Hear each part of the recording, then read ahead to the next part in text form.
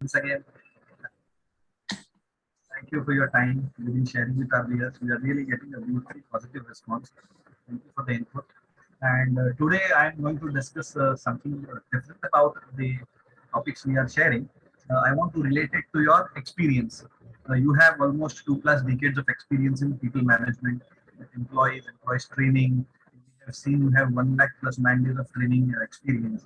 So today I just have one question. I have lots of questions which I have parked it for later days, but I'll just restrict myself for a question today, and that is related to employee engagement index. So, because you have such a rich experience, can you elaborate or share some light on how, over the period of these decades, you have managed to, get this employee engagement index product?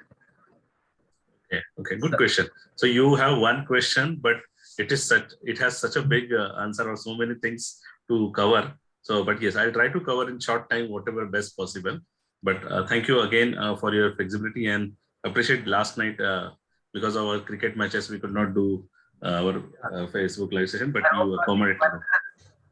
Yeah. We had 7 matches, we won 5, we lost 2, but it was a great learning because each and every player we experimented and we were preparing for our tournament. All right. So coming back to your question, yes, we got a lot of awards because of employee engagement index and best CHRO award or strategic award. So reason is that the top 3 things we did, I feel as an organization, or I recommended to our management wherever I work, and many of them have given a respect to that. They followed that. Some of them have done partial job of it. So first and foremost important thing is that we involve people in decision making, because when you involve your team or organ as employees in a decision making, and this is applicable to any individual also. If I am a business owner, if I am an individual player, if I am a part of any small team or larger team, if I involve people who are going to get influenced because of the decision, it becomes easy to execute that. Another thing I did always that I always ensured flat organization structure. So it becomes easy for people to interact with the topmost authority, and topmost people also understand how at bottom level, what are the things going on. And third important thing we did is I avoided a lot of duplication of the process. So any organization, whether it is a large or small, if you carefully observe, there are a lot of processes which are duplicated and which is killing the energy or productivity of the people. Next thing I would like to highlight is that I built a culture. It's okay to do mistakes, but reaction or response to the mistake was the biggest part I focused. So we encourage and motivated people. If there is a mistake, openly come and disclose. I started from me first. I used to go and openly disclose that, okay, these are the errors we did, and this is the corrective action we have. And then top management also demonstrated that. So everybody was open to express their mistake. And after mistake, we were not reacting to it. We used to respond to it. We used to find a corrective action. We used to help people to avoid that in future. And then we used to have more and more process improvement things happening. So communication also. So if somebody used to do a mistake, we used to be very firm communicating that mistake. If somebody has done, we used to be fair, but we used to avoid blow. So all our managers and leaders got training that, okay, in case any employee does a mistake, avoid blow. Do not shout on employees. Just go and communicate firmly and resolve that. And another basic thing, yeah, go ahead. I want to interrupt and want to explore more on this mistake part and people transformation. So how did people react? Means, assuming if I'm an employee, you are my boss, and I have done some mistake, so I'm sure now my boss is going to hit me. ये क्या किया? अरे ऐसा नहीं कर. But now all of a sudden I get a very calm and confident response. It's okay to do mistakes. So how it was from an employee perception? So if employees are clear that, okay, in my organization, if mistake happen, it is not going to be a big issue like that, or nobody is going to target that individual employee, but people will always look at it as an improvement area. Wow. So employees used to be comfortable. First thing is, if anybody knows that I'm going to be a victim because of mistake, or person will first try to hide that, and that in long run, it creates a big challenge or bigger losses to the organization. Second thing, when people are comfortable that, okay, my manager or my leaders are not going to fire me because of that, but they will discuss with me. People used to take the ownership. They used to come up with their own action plan before even highlight that. They used to do the analysis on their own, and then used to come they used to take opinion of experts, people in the organization, and then they used to come with a concrete one. So what happened? After mistake, after blow happens, and people used, suppose in any organization, it happens that a lot of time is wasted in arguments, debates, taking the action on the people who made a mistake. All those negative tasks we used to avoid, and we used to focus on more productive way. And the more time was spent on having fun and enjoyment. So for example, yesterday also we were playing cricket matches. So good thing, me and my, so I am a coach for my team and my captain. So what we used to do, if any bowler used to get free, so we used to say, okay, you try to experiment this ball and you got to hit six, no problem. So maybe for this match, you can again try with your old passion, which is your strength. And once you get a control, maybe you can experiment again in the next match. So somebody has got 2-6 back to back as a bowler. Rather than blaming him and shouting on him why you are bowling like this, we used to encourage him that, okay, now don't do experiment, try with your strength, and maybe next time. So, or some fielder used to throw. We used to openly communicate with them that, okay, next time you can better concentrate. So we have a youngest player in our team who wanted to become a wicketkeeper. We have already had 3 wicketkeeper in our team. So he wanted to be a wicketkeeper. So we used to give him an opportunity. If suppose we won 3-4 matches and we know that, okay, 1 match we can take a rest. So he used to drop each and every ball, and behind him there is a 1 run declared. So our bowler used to make losses every ball. After doing a good bowling, if they are getting run, it was not a dot ball, it is a discouragement to the bowler. So I told the wicketkeeper that, okay, assume that each and every ball is going to be a catch for you. And you are going to, if you catch all the balls, there could be a possibility of 3 wickets in a row, and you can become a hero. And maybe you can become a permanent wicketkeeper for our team. And that helped him to, so next throughout all 2-3 overs, he could protect each and every ball. Because then he started concentrating on each and every ball. So he's youngest player in our team, like his age is what, 12 or 14, I don't recall. I think he's 8th standard student. And we have a team of people with 45, 50 years also. So we have quite a big range of age, but all are energetic people. So that was a great live example. Yes. So this is yesterday's example, so I could recollect immediately. Another thing is that we develop is that always have fast and quick communication channel. So we used to create a group as per, it could be WhatsApp group, it could be any other platform.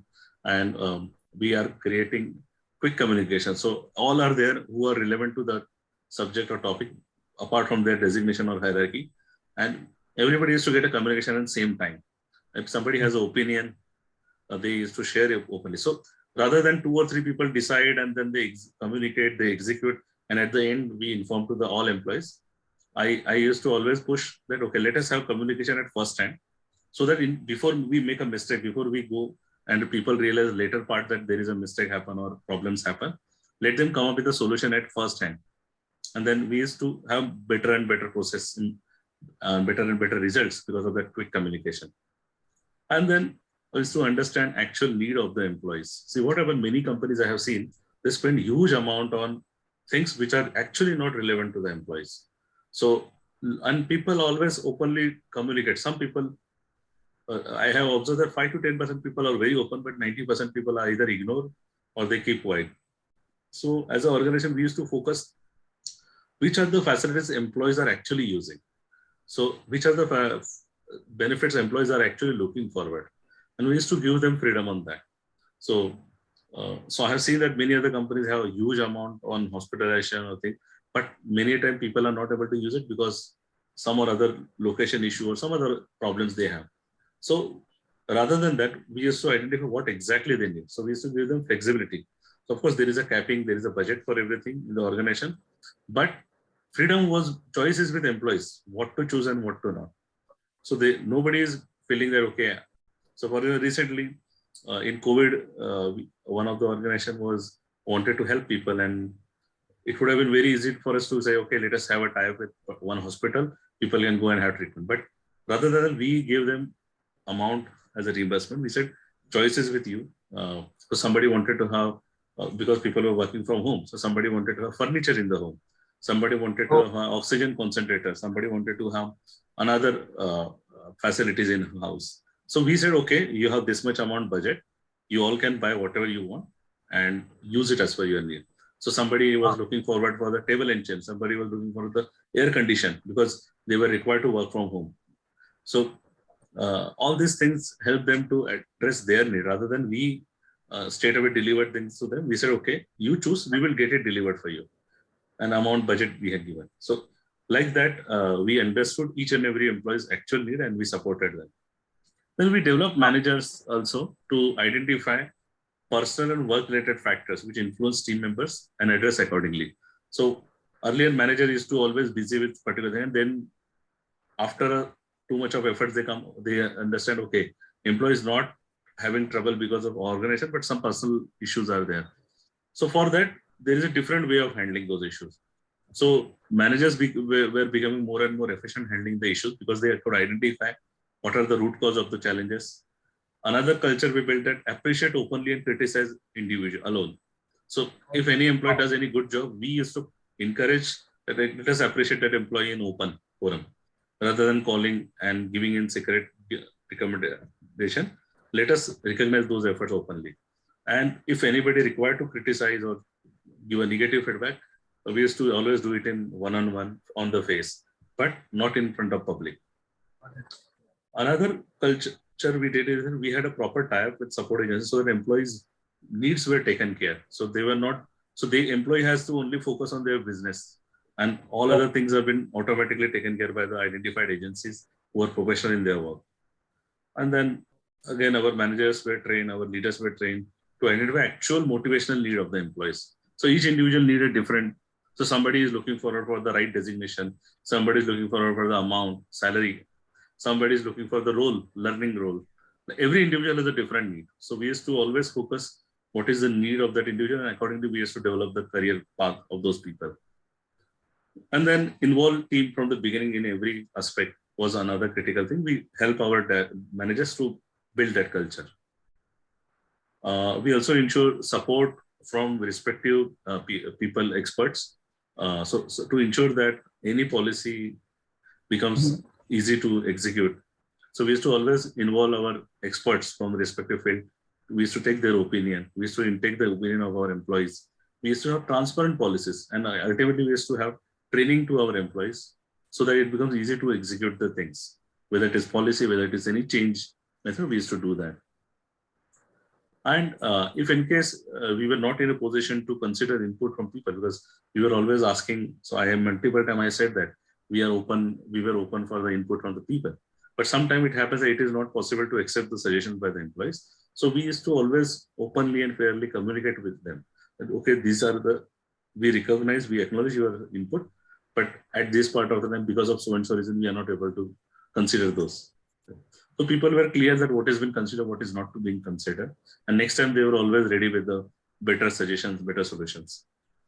And most important thing, bottom line, I said that each and every person was given a respect in our organization. So when you give respect to the people, they take the ownership, they open to give input, and they are ready to take the ownership while execution of any program.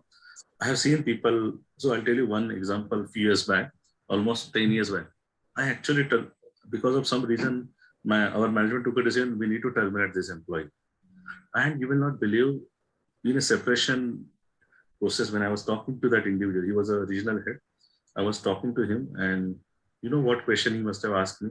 Any guess? He said, sir, okay. No, he said that, sir, I know that you have asked me to go, and I respect that. But if you're looking for any replacement, can I recommend any good candidate to you? And he really recommended, and we considered one of those candidates. And so with respect, so see, separation is a part and parcel of the life. That companies, sometime employee has to leave, sometime organization has to ask employee to go. But that separation has to be in such a decent way that next time if you meet, we should not have that grudges about the organization. And that's amazing thing we experience many times while working with the organization. I think giving referral itself is a big, win-win. Yes. Yes. So we had a maturity with the employees, managers, as well as leadership also. Wow. So today, really, I think you have covered around 8 to 10 points Yeah, from organization structure. And what I have found the crux of the game here is you talked about culture. You have correct, developed a culture of transparency because it is a human change, and to get that change happen, these correct, are so many factors which has correct. led to answer. Now, this is the trade secret of the HR awards which you have been getting maybe for decades you have Yes. been working. Yeah. To Lots keep of employee engagement index level high, I don't think any one or two actions will help. We have correct. to go with a complete package, which helps to have better results. One thing you talked about motivation, needs of employees. So there are so many employees and everybody will have different needs. Correct. To gather them, collate it and get it out. I can understand it's a humongous effort. And Correct. examples which you gave, live examples, really our viewers now could have got an idea what is happening in the back end when somebody is taking a policy decision. So Yeah. many things are Yeah. not So that many much. organizations, yeah, like many organizations say that. So a lot of people approach me also, sir, we want to motivate our employees. We want your lecture of 2 hours. So I feel I straight away say no to them because motivation you can't do in 2 hours lecture. It is not that okay, we can do hypnosis, we can hypnotize the people, but that impact remains for some time. Unless you have a proper culture, it is difficult to keep employees in motivation level up. So sometimes employees may get demotivated. Sometimes employees motivation level can be at peak. That is a part and parcel of the life. It's a cycle. But just by giving lecture for 1 day or 2 hours, I think it's not a right way of motivating employees. It helps, but you need to have a complete package to keep our employees motivated. You also spoke about decision making and flat organization structure. I have lots of questions on these topics also, but I'm not going to take it today. But Yeah. maybe we will take our time separately, Yes. maybe 5, 10 minutes, 20 minute sessions on each of them. What is Sure. the Sure. flat organization importance and decision making aspect of employees? So I think Definitely. today, if you have time, maybe we could continue, but time is always a constraint. Yeah, no, So we, I have another training program starting in next 20, 15 minutes. So, yeah, today we can stop here and we can meet again tomorrow. yeah, so the closure quote from your end for today. So, to keep employee engagement index, it is not one activity or two activity job. You need to have a complete culture. You need to have a complete package which helps employee engagement level at best at peak, and then organizations can make more and more profits as well as employees also get more and more compensation. That's That's what great, I can Shiv. say. Thank you so much, and thank you from viewers' point of view also. Anybody if has any query, they comment it. You have already shared your number. Let's catch up later. Yeah, sure. Thank you. Have Thank a you. nice day. Thank you. Thank you. Bye.